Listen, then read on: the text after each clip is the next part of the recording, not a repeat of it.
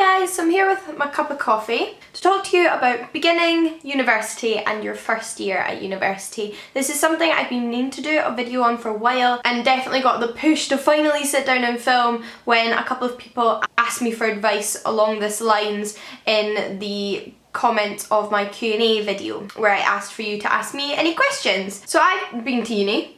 That's the thing, I've done first year of an undergraduate university, so hopefully I can impart some advice upon you. I think one of the best things to remember when starting university is no one person is right and there's no one way to do things, and especially not to take things that other people your age who also haven't been to university too seriously and just kind of go with it and embrace it. So with that, I'm going to tell you some stuff based on my experience, and hopefully some part of this video is useful to those of you starting university this September. So I started my undergrad in 2010. That was the first year I went to university. I went straight out of high school. I'd been at high school till the very end. But some of the things that stand out to me about first year of university is living conditions. So lots of you are probably moving out of home for the first time and are moving into student halls.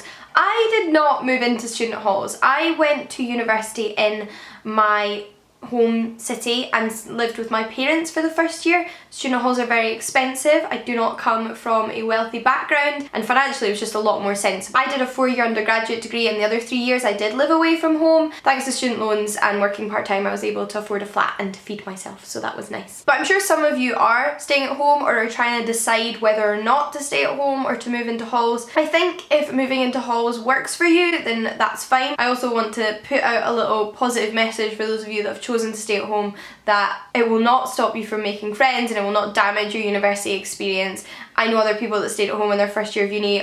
I know people that stayed at home for their entire 4 years of uni and it didn't impede their experience as long as you're willing to go out there and meet new people and take part fully in your university degree.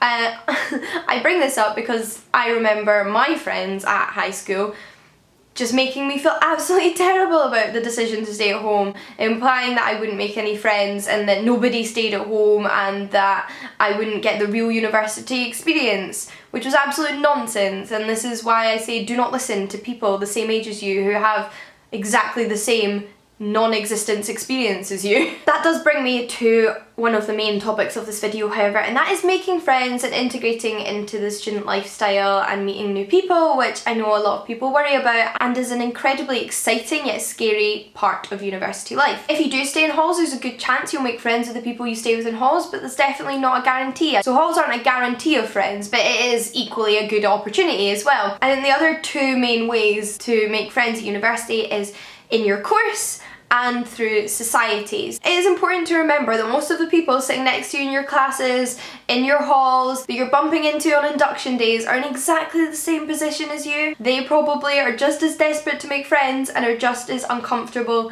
starting conversation. And just because somebody chats to loads of people in lectures doesn't mean they have a ton of friends or are any less uncomfortable about making that first move. They've just probably pushed themselves to try that. So you might want to do that as well. I know it's really difficult. I'm a really shy, uncomfortable person around people I don't know. Even more so 5-6 years ago. But when you rock up to that first lecture by yourself and there's probably loads of other people just sitting there, maybe even in twos because you've met each other somewhere else, you know, there's nothing wrong with just sitting down next to those people in your course and just saying hi. Start a conversation, talk about the course, talk about what you're excited about, ask them what degree they're doing, all these kind of really simple things that you would really appreciate somebody asked you.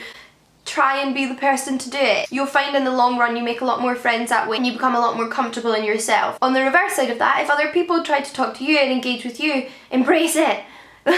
This is your chance. And if you're quiet the first time you have a conversation with somebody, don't assume that that's that and that's that potential friendship ruined. But if you want to get to know a much wider, diverse selection of people than just people that have chosen to do the same degree as you, then your solution is societies. I, again, like I said, was a very shy, uncomfortable person, especially in first year of uni. Going to society meetings by myself during Freshers Week or during the year was so scary. But I don't think making friends is ever not scary, or meeting new people is not scary. And societies are such a good way to meet new people. Maybe there's a political society that you would like to be involved with, a feminist society, maybe there's a science fiction and fantasy society because you're really into science fiction and fantasy, gaming societies, dance societies, whiskey societies. There is everything you could possibly hope for in the university societies. If you're a sporty person, then there you go. There's tons of sports societies. Charity society is another great one. People are often doing quite active things as part of charities, and my favourite, and the society I took part in the most, was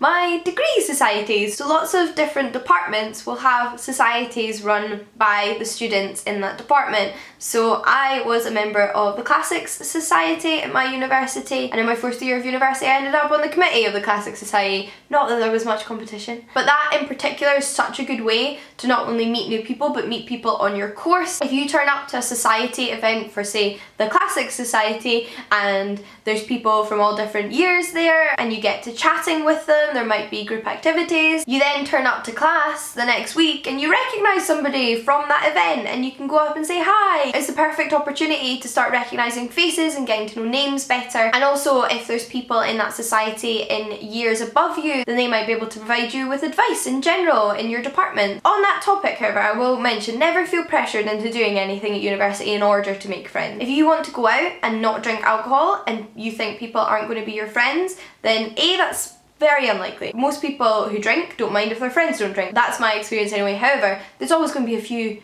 arseholes that seem to have a problem with somebody choosing not to drink. You don't want to be their friend. I can promise you that. And if you feel like somebody's pressuring you to do something you don't want to do, then just explain it to them and usually they'll be totally okay with it. University is all about trying new things and learning new things and sometimes stepping out of your comfort zone, but it's also about establishing your own boundaries and what works for you and becoming yourself. So bear that in mind. But moving away from socialising, I think the other main discussion point is the academic side of things. A few things I want to cover include getting familiar with a degree that you didn't really know anything about before. So when I went to university, I was taking a degree that I had never studied before in my life. For all I knew, I could have hated ancient history when I got to university. I could have absolutely hated it. Or I could have decided, like I did, that I enjoyed one aspect more than the other. I originally started university as an ancient history and classical archaeology student. By second year, I decided I was more into the literature, and as much as I thought archaeology was fascinating, I wasn't going to be an archaeologist. So I changed my degree, and that is something you can do. Especially in first year, there's so much leeway for moving around departments and degree programmes and changing courses and making up credits in your second year that you might have missed in your first year if you want to change your degree. You are able to work around these things, and if you would like to change your degree, do find things don't suit you exactly the way you thought they would, then talk to your personal tutor. Talk to whoever's in charge or whoever you've been told to communicate with if you have any problems, and there's a good chance you'll be able to change things. So on that note, be willing to try new things. You might not like one course in your degree. That doesn't mean your degree's crap. Like, I didn't like all the courses I did. University isn't about turning up and just loving every second of it. It is hard work. Some people will go to university just to have fun, but it's also a massive financial burden, so I'm sure most of us that go to university are doing it to kind of broaden their horizons, expand their life, discover new possibilities and learn. So it's important to bear that in mind as kind of your priority at university. At least that's what I always did. You're going to get stressed out. You're going to hate some of your courses. You're not going to enjoy all of your lecturers' styles of lecturing. And the work is going to be a lot harder than high school. These are things you'll get used to, however, and nobody's first year counts towards their degree programme. So when I was in first year of university, it was required that in all of my coursework and exams I got 40% or above to get into second year. Obviously, at the end of the day, I didn't want to come out of my degree with a 45. However, there were courses in my first year where I got in the 50s and was just generally disappointed with my marks. But they got me into second year. I took on board the advice I received on those essays and learnt from it and improved my essay writing ability. It is absolutely absurd to expect to go into first year of uni and be like a first class student from day one. You've not been to university before. You might get some firsts. I did in first year. I got a whole mixture of marks from firsts to thirds. If you get a crappy mark in first year, that is not the end of your university career. Your priority is to improve, to take on board advice and to get to the next stage so you can put that advice and what you've learned into practice. And the other thing that's really important to remember if you're first year at university is self-study. You're not at high school. University requires a lot of self-discipline and initiative. This is not the same in 3rd or 4th year as it is in 1st year. In 1st year, obviously, you're still going to get some guidance and reading lists and things like that. You might get tutors that get annoyed if you haven't done the work for your tutorials, but so much of it is self-motivated and requires you to be willing to do the work and to go and read the books and learn new things and get involved in what you're studying. So 1st year is probably going to feel like quite a jump for a lot of you from high school in the amount of self-motivated work you're going to have to do. The thing about university that's unlike high school is that your day is not usually filled up with classes, at least if you're doing things like humanities or social sciences. It's different if you do medicine and stuff. I don't know about that. I clearly didn't do that. But if you do something like I did, like a humanities degree, history or English literature or something, then you're probably gonna have more hours with no class than you are with class. At the end of the day, all I can say is you choose to do with your time what you choose to do with your time. But those blank hours aren't there for you to just do nothing. In all honesty, 1st year is easier than the rest of it.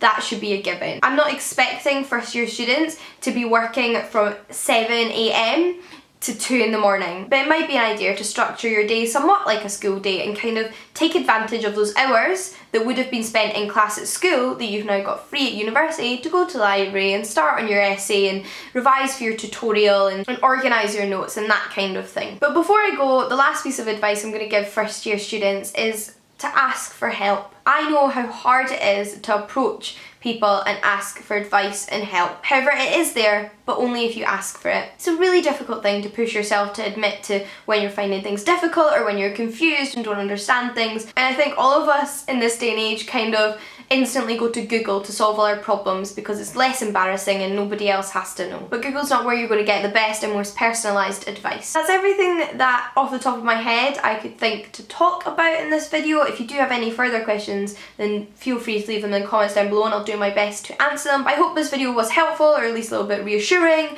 and gives you a little bit of a push to really take advantage of your time at university. Good luck to everyone, and until next time guys, happy reading. I'll see you all again soon. Bye! Hi guys, so I wanted to talk to you today about my favourite comic books.